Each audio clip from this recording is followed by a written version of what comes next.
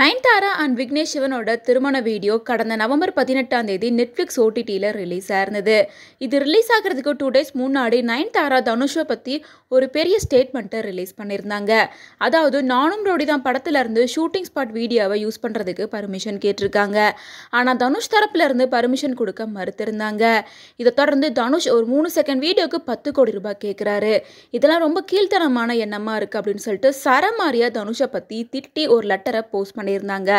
அந்த லெட்டரை பார்த்த கஸ்தூரி ராஜா கூட நயன்தாரா சொல்றதெல்லாம் சுத்த போய், இந்த மாதிரி சீனை யூஸ் பண்றதுக்கு தனுஷ் கிட்ட அவங்க ரெக்வஸ்ட் பண்ணி கேட்கவே கிடையாது.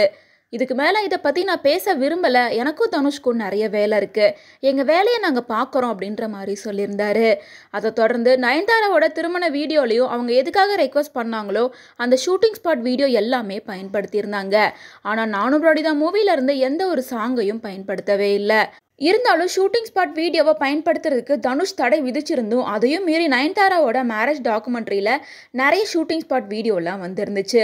அதை வச்சு பார்க்குறப்ப நயன்தாரா என்ன பிரச்சனைனாலும் கோர்ட்டில் பார்த்துக்கலாம் அப்படின்னு தைரியமாக முடிவெடுத்து இதை ப்ளே பண்ணியிருக்காங்களா, இல்லை இதுக்கான செட்டில்மெண்ட்டை தனுஷ்க்கு பண்ணிட்டாங்களா அப்படின்னு பல கேள்விகள் வந்துட்டு இருந்துச்சு. மேலும் இந்த பிரச்சனைகள்லாம் ஒரு பக்கம் இருக்க, ப்ரொடியூசர் ஆகாஷ் பாஸ்கரனோட திருமணத்தில் நயன்தாரா அண்ட் தனுஷ் இவங்க 2 பேருமே கலந்துக்கிட்டாங்க. ஆனால் நயன்தாரா தனுஷ் 2 பேருமே பேசிக்கவே இல்லை. இதனால் இவங்களோட பிரச்சனை இன்னும் முடிவுக்கு வரல அப்படின்றது எல்லாருக்கும் தெரிய வந்தது. இந்நிலையில் இன்னைக்கு தனுஷ் அண்ட் ஐஸ்வர்யாவோட விவாகரத்து மனு கூட ஒரு பக்கம் கோர்ட்டில் வர இருக்கு. மேலும் இன்னைக்கு தீர்ப்பு வந்துடும், ஐஸ்வர்யா தனுஷ் 2 பேரும் ஒன்றா வாழ போகிறாங்களா இல்லையான்னு. இன்னொரு பக்கம் கோர்ட்டில் இன்னொரு முக்கியமான விஷயம் கூட நடந்திருக்கு.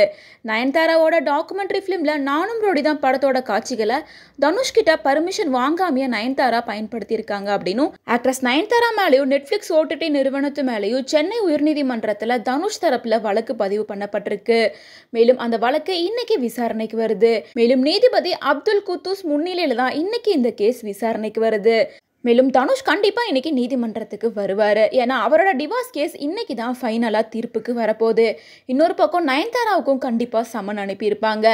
ஸோ இந்த மனுவை ஏற்றுக்கிட்டு நயன்தாரா கோர்ட்டில் ஆஜராவாங்களா மாட்டாங்களா அப்படிங்கிறத வெயிட் பண்ணி தான் தெரிஞ்சுக்கணும்.